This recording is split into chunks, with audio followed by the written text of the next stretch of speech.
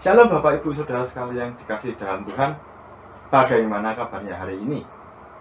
Ya, saya harap kabar Bapak Ibu Saudara sekalian itu luar biasa. Selalu menerima berkat Tuhan yang berkecukupan setiap harinya. Nah, Bapak Ibu Saudara sekalian, pada kesempatan kali ini kita juga diberikan waktu oleh Tuhan untuk merenungkan sedikit firman-Nya.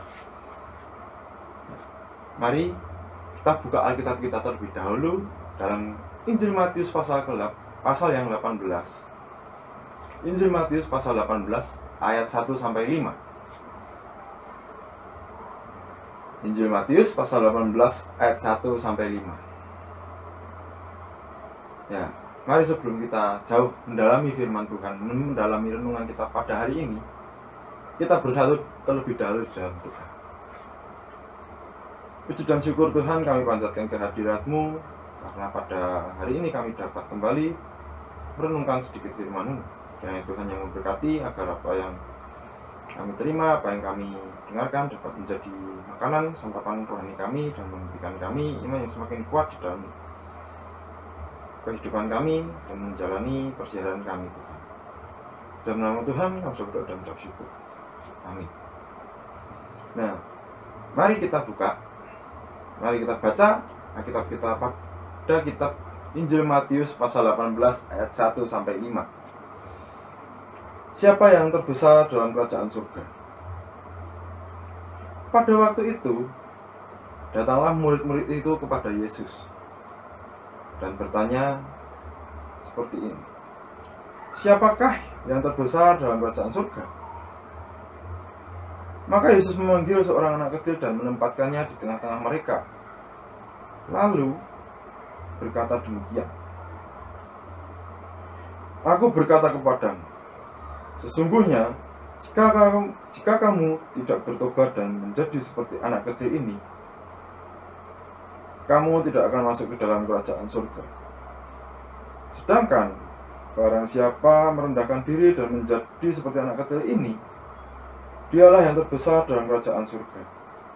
Dan barang siapa yang menyambut seorang anak seperti ini dalam namaku, ia menyambut aku. Demikian bacaan Injil kita pada hari ini. Berbahagia bagi setiap kita yang selalu dan senantiasa mendengarkan dan merenungkan setiap firman. Bapak Ibu Saudara sekalian, kita sebagai umat Tuhan yang tentunya beraktivitas dari setiap hari, dari Senin sampai Sabtu, dan mungkin Minggu kita juga beribadah atau juga ikut pelayanan di gereja kita, pastinya kita mengalami banyak lika-liku, banyak cobaan, banyak godaan. Tapi di setiap godaan, di setiap cobaan itu, kita dapat menerima berkat Tuhan yang tiada henti-hentinya. Ya atau tidak? Nah, ketika kita menerima berkat Tuhan ini, kita menjadi tinggi hati, kita menjadi sombong. Contohnya aja ketika kita berselisih dengan saudara kita atau teman kita bertengkar dengan mereka. Kita sebagai pelaku atau korban, kita nggak pernah berpikir untuk memulai perdamaian itu, memulai meminta maaf terlebih dahulu. Kita pasti memikirkan begini, kan aku nggak salah ya, kan dia yang salah, makanya aku ngomong seperti itu ke dia. Kalau dia sakit hati, itu salahnya dia. Ya ngapain aku minta maaf? Atau mungkin juga kita merespon seperti ini, loh, kan yang mulai dia, ya harusnya dia dulu yang minta maaf ke aku, bukan aku yang minta maaf ke dia. Kan dia dulu yang memulai, dia dulu yang menjelek-jelekan aku, dia dulu yang membuat masalah denganku. Terus ngapain aku harus minta maaf? Ya nggak guna lah, harusnya kan dia yang minta maaf ke aku. Nah, ini sering kali terjadi di kehidupan kita yang sekarang. Sedangkan kalau kita kembali melihat kehidupan kita ketika masih menjadi anak-anak, anak sekolah minggu contohnya, kita juga pasti sering bertengkar dengan teman-teman kita. Tapi pertengkaran anak kecil ini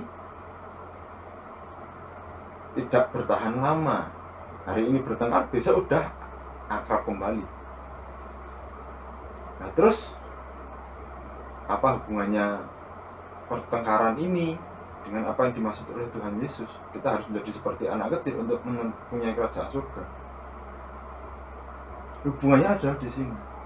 Anak kecil mau memulai minta maaf terlebih dahulu, bukan karena mereka memikirkan harga diri dan lain sebagainya. Anak kecil belum bisa memikirkan itu. Yang mereka pikirkan hanyalah bermain. Bertengkar dalam permainan itu adalah hal yang biasa bagi mereka. Dan mereka pasti akan berdamai besok, bermain kembali bersama orang yang bertengkar dengan dia. Itulah yang dinamakan rendah hati. Jadi kita nggak memikirkan harga diri kita, status kita sebagai pelayan atau sebagai pemuka agama atau mungkin sebagai petinggi gereja, bahkan sebagai atasan. Kita nggak memikirkan itu. Kita kembali ke diri kita sendiri. Aku salah, aku minta maaf. Aku meskipun bukan aku yang salah, aku juga yang minta maaf. Kalau kita memikirkan status, jabatan dan sebagainya, yang namanya pertengkaran hal sepele pun bisa menjadi besar. Dan kerajaan surga nggak akan bisa kita terima. Karena status kita bangga-banggakan secara nggak langsung.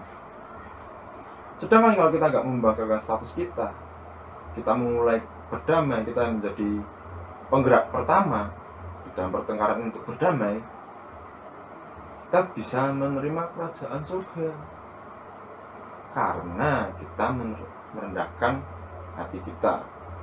Meskipun kita sebagai petinggi gereja, meskipun kita sebagai pemuka agama, meskipun kita sebagai atasan di sebuah perusahaan, karena kita merendahkan diri kita membuang semua status itu dan menjadi seorang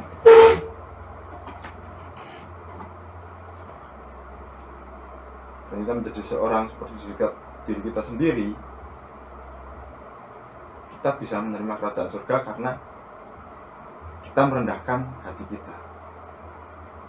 Kiranya kita bisa selalu merendahkan hati kita dan kita selalu bisa berdamai dengan orang-orang di sekitar kita agar kita bisa menerima kerajaan surga. Mari kita bersatu dalam doa. Ya Tuhan, ampunilah kami apabila kami masih sering meninggikan hati kami karena status-status yang kami miliki. Dan ampuni kami Tuhan apabila kami juga masih gengsi untuk memulai segala sesuatu yang baik dan justru menghambat berkat-Mu bagi kami Tuhan. Ya Tuhan, Kau bimbing kami, Kau tuntun langkah kami agar kami dapat merendahkan hati seperti anak kecil yang Kau gambarkan di dalam bacaan kami hari ini, sehingga kami dapat menerima berkat-Mu, sehingga kami dapat menerima kerajaan surga yang Engkau katakan di dalam bacaan kami hari ini. Bila mana Tuhan, kami juga akan melanjutkan aktivitas kami, ya Tuhan tolong jaga lindungi kami sepanjang hari ini. Dalam nama Tuhan kami sudah berdoa dan mengucap syukur. Amin.